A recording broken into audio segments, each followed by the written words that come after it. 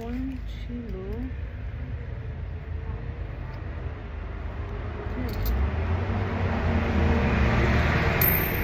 যেহেতু জার্মানিতে সবসময় কার্ড দিয়ে পেমেন্ট করা হয়, সো আমার কাছে ক্যাশ থাকে না খুব একটা, তাই এখন কয়েন খুঁজতেছি।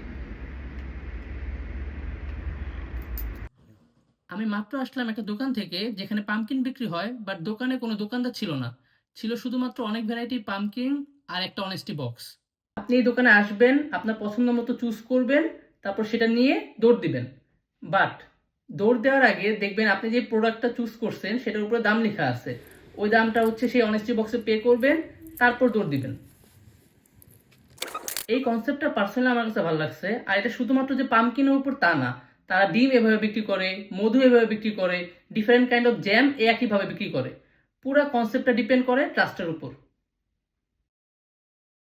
আচ্ছা, এরকম একটা কনসেপ্ট, এরকম একটা দোকান বাংলাদেশে আমাদের বাসার সামনে করলে কেমন হবে বলুন তো? কমেন্ট করে জানাতে পারেন। বাই।